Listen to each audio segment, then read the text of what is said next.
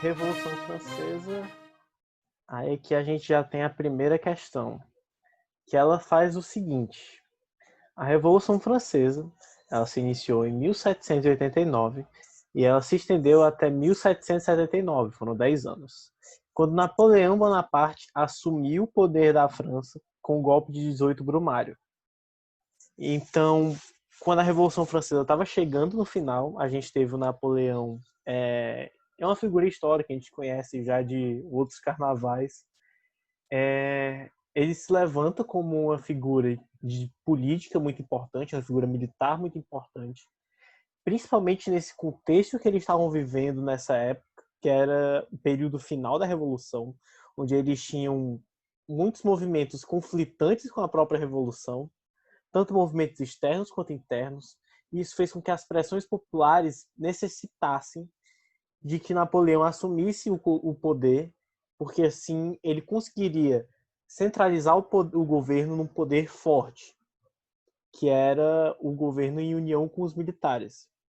E os ideais dessas pessoas que apoiaram a ação de Bonaparte e o que vai ditar um pouco sobre como vai ser o governo dele a partir daí, vai ser o iluminismo, que é aqui o item B. Aqui explica. Do iluminismo foi extraída a inspiração ideológica para deflagrar a Revolução Francesa. A Revolução Francesa ela já tinha esses ideais mais acentuados. Foram esses ideais que fizeram com que ela rompesse com a monarquia vigente na época. Dos ideais iluministas, foram retirados conceitos que afirmavam que o Estado deveria ser construído em instituições legitimadas pelo povo e que todos os cidadãos deveriam ser tratados igualmente pela lei. Então, esses ideais iluministas, que a gente já viu em outros filósofos iluministas, em outros tempos, como, por exemplo, John Locke, o Montesquieu, o Rousseau até mesmo, eram filósofos iluministas que trouxeram essas grandes mudanças para esse período que a gente vivia, que era o período da Idade Média, e abrindo espaço para o período moderno e depois para o período contemporâneo. Então, o iluminismo foi essa quebra desses valores mais feudais, valores monárquicos, valores absolutistas, trazendo de novo aqueles ideais democráticos, ideais de liberdade e essas coisas, que é justamente o que ele está falando aqui, igualdade perante a lei, e fazer com que o povo fosse uma voz ouvida, que ele não fosse simplesmente só uma massa de trabalho. Aqui, ó, em 1789, o quadro da sociedade francesa era de intensa crise econômica e de grande convulsão social. O rei francês, como saída para a crise, optou por convocar os Estados Gerais. Selecione a alternativa que descreve corretamente do que se trata os Estados Gerais. Aí há uma assembleia convocada em momentos de crise que reunia representantes dos 3 estados para debater soluções. Aí B. Era realizada uma assembleia em que os membros da nobreza francesa reuniam-se em Versalhes durante uma semana para escolher os novos burocratas do país. C. Era a destituição imediata de todos os ministros da nação. D. A convocação dos grandes representantes da Igreja na França para que aconselhassem o rei a tomar as decisões. E um imposto emergencial compulsório que era convocado em momentos de crise.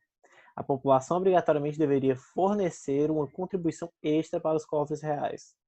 E a resposta certa é o item A. É aqui, a Assembleia convocada em momentos de crise, que reunia representantes dos 3 estados, classes, para debater soluções. E aqui ele explica.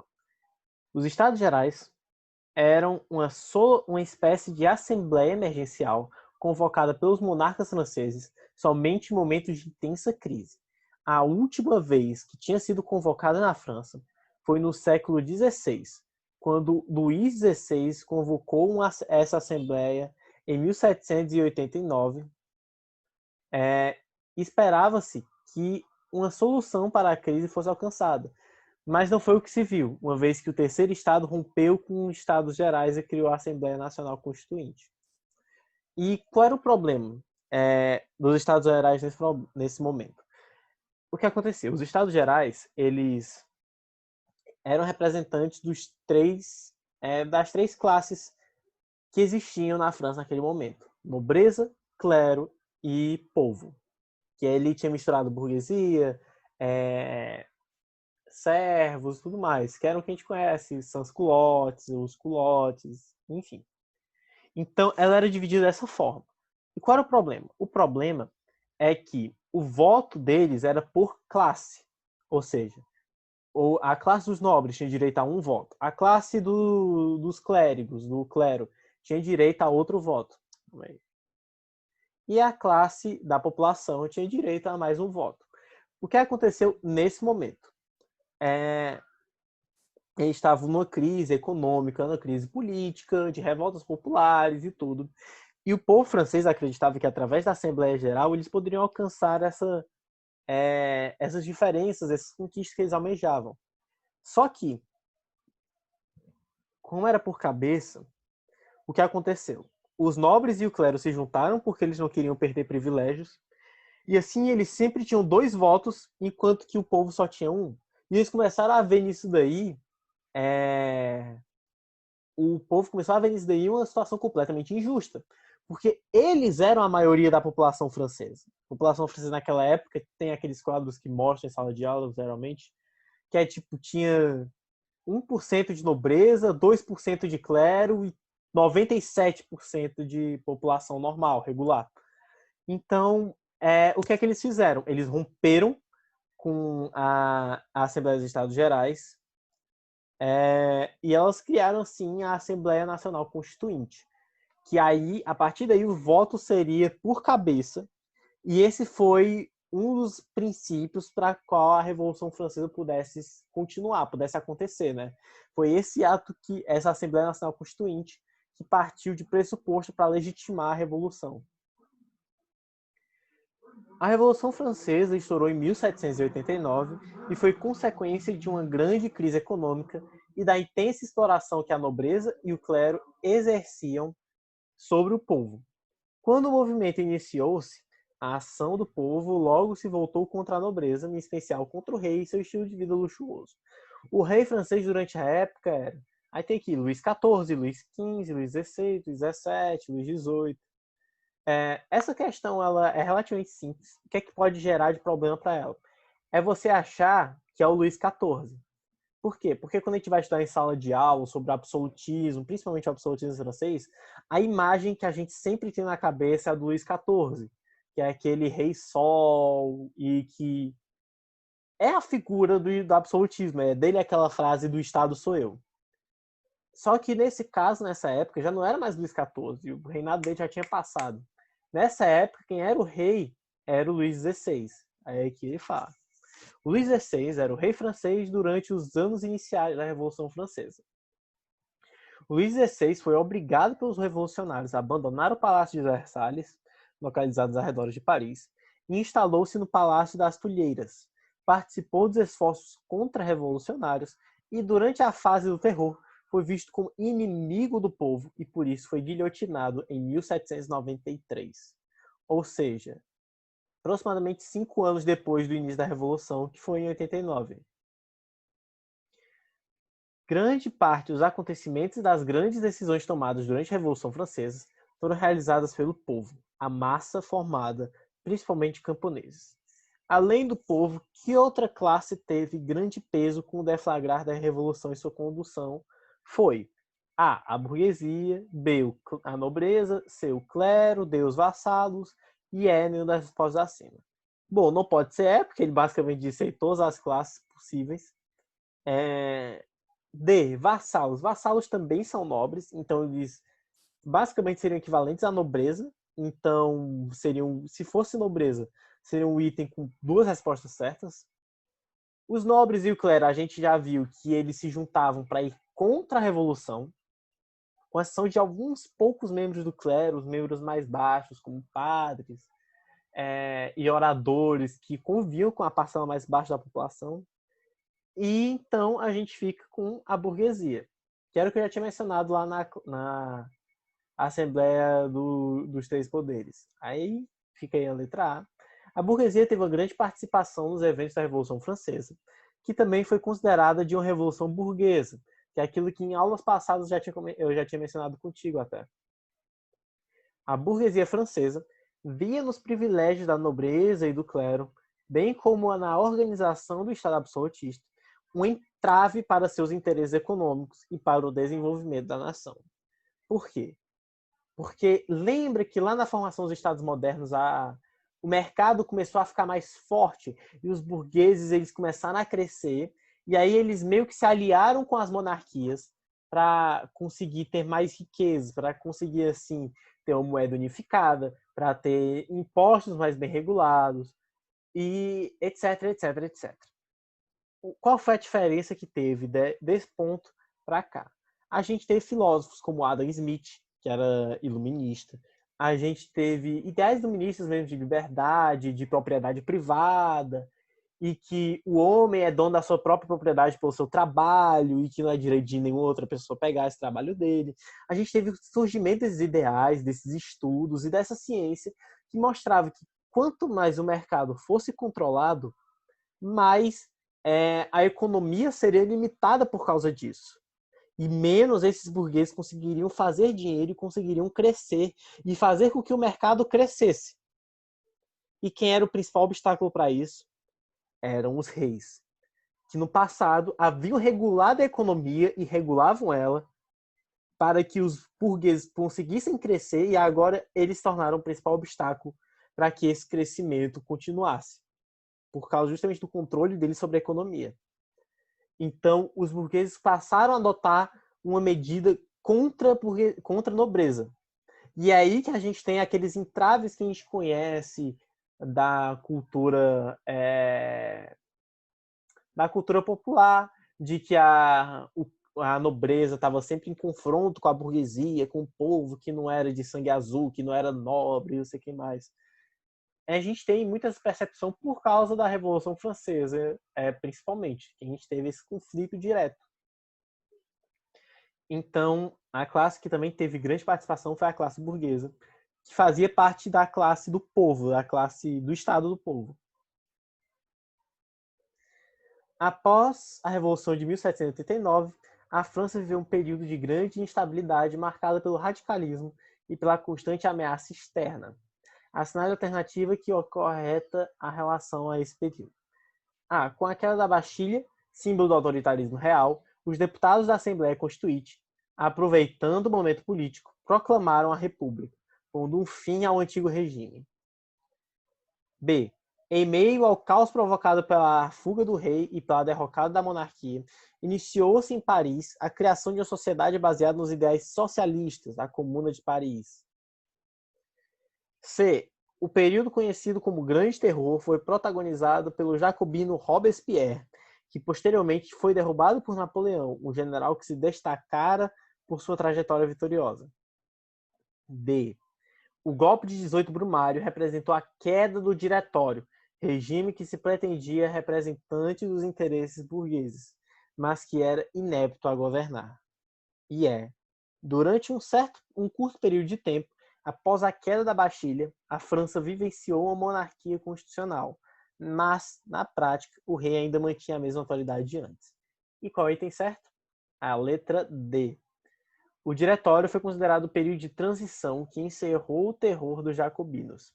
Mais para frente a gente vai ter uma questão que explica melhor o que era o Diretório, mas o Diretório ele fazia parte, ele foi, na verdade, o estado final da Revolução Francesa. Ele foi o seu último pedacinho, que foi quando o governo dos jacobinos chegou ao fim e a gente teve a ascensão dos girondinos.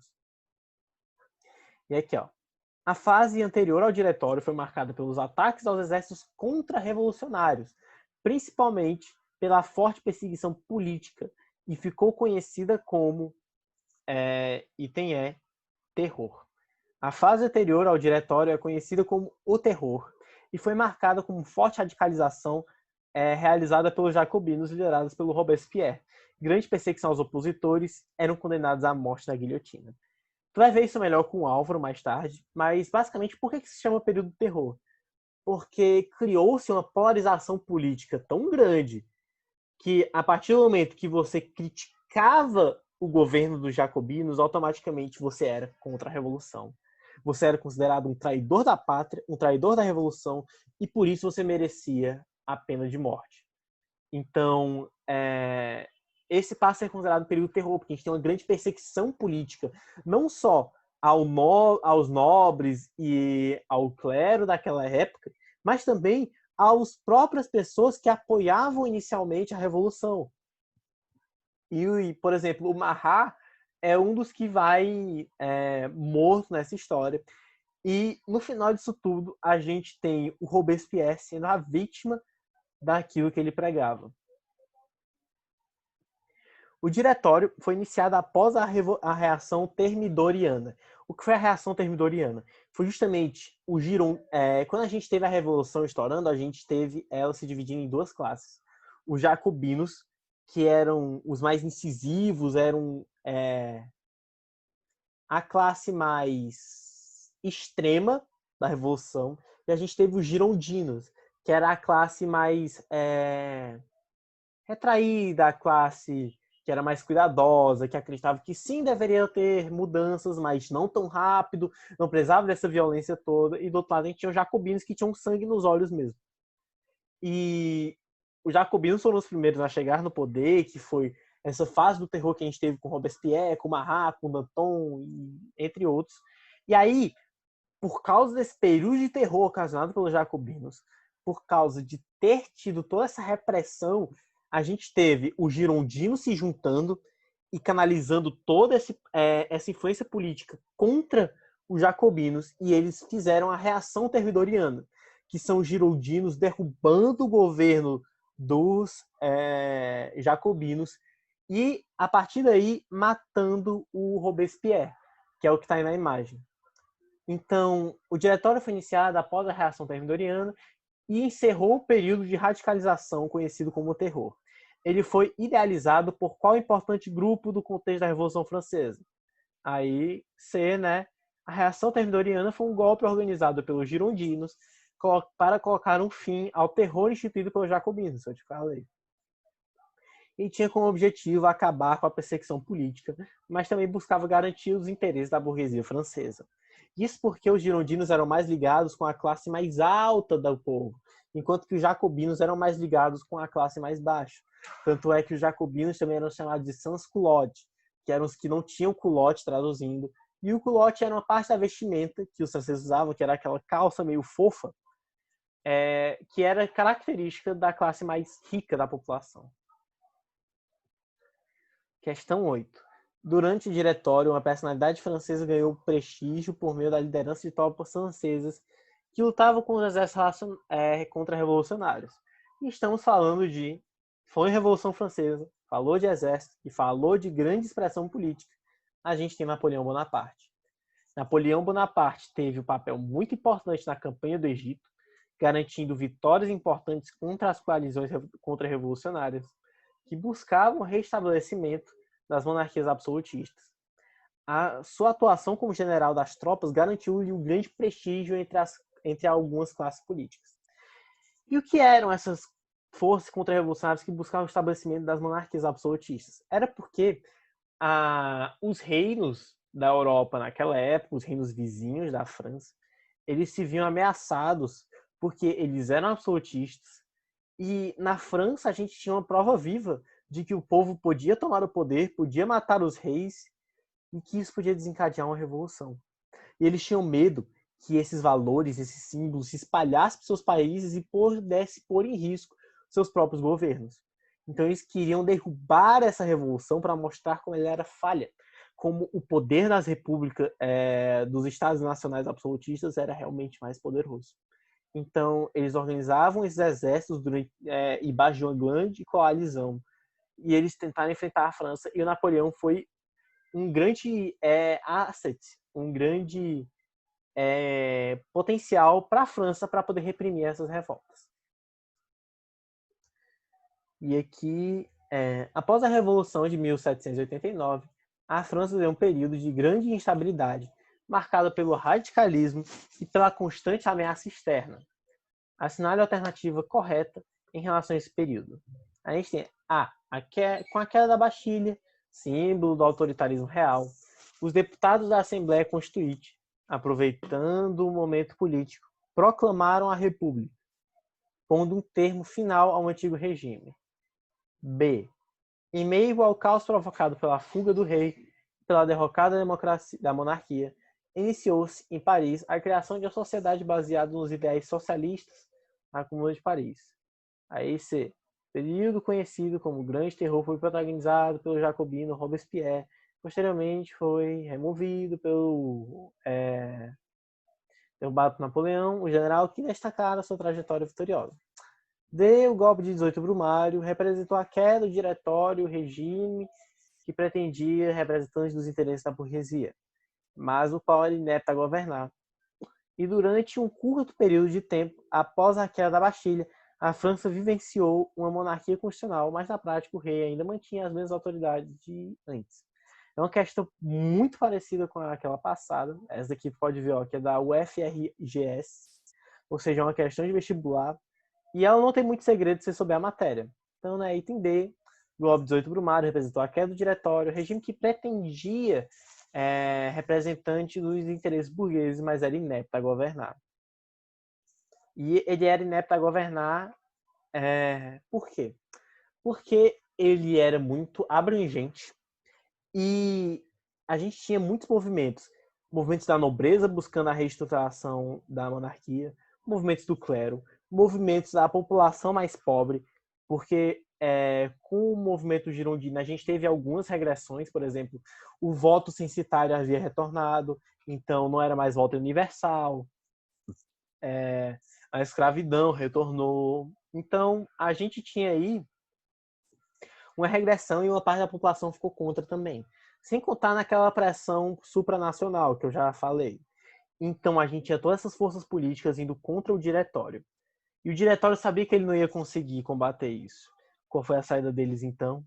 O golpe de 18 Brumário. Eles trocaram o governo pelo governo de Napoleão, um governo fortemente centralizado e um governo fortemente militarista, capaz de, com uma boa estratégia, conseguir evitar que tudo isso acontecesse. Então é aí que a gente tem a ascensão de Napoleão. Foram decisões do Congresso de Viena, exceto. Primeiro, o que foi o Congresso de Viena? Depois da derrota de Napoleão, a gente teve o Congresso de Viena, que era o congresso onde esses estados, a Prússia, a Rússia, a Inglaterra, a Áustria e diversos mais países, eles se juntaram para definir quais seriam os termos de derrota da França a partir daquele momento. E o ideal deles era trazer algumas coisas de volta. Então, primeiro, o que não era deles? B, que era acabar com o sistema de colonização. Então, o que é que a gente teve? A gente teve restabelecer o absolutismo na Europa, a gente teve refazer o mapa mundi, restabelecer algumas fronteiras, principalmente em relação à França, porque ela tinha dominado territórios que eles queriam de volta. Bloquear o avanço do liberalismo, porque o liberalismo a gente tem liberdades econômicas, e liberdades econômicas são iguais a liberdades individuais, e isso é perigoso para os movimentos absolutistas. E a gente teve a defesa do princípio da legitimidade, que é a legitimidade dos reis de governar, esse princípio que eles estão falando. E essa foi basicamente traçando um paralelo com a história do Brasil. É nesse momento que a família real é restituída do seu poder e que o Brasil passa a se tornar Reino Unido a Portugal. É nesse exato momento. Então, a gente tem aí a pedra base para o que vai ter no século XIX, que é o surgimento dos impérios. O absolutismo na Europa ele vai dar surgimento aos impérios, o Império Austro-Húngaro, o Império Otomano, o Império Inglês, e diversos outros que vão culminar na Belle Époque e que depois disso a gente vai ver explodindo na Primeira Guerra Mundial, onde esses impérios vão falir e a gente vai ter de fato a ascensão da República e da democracia.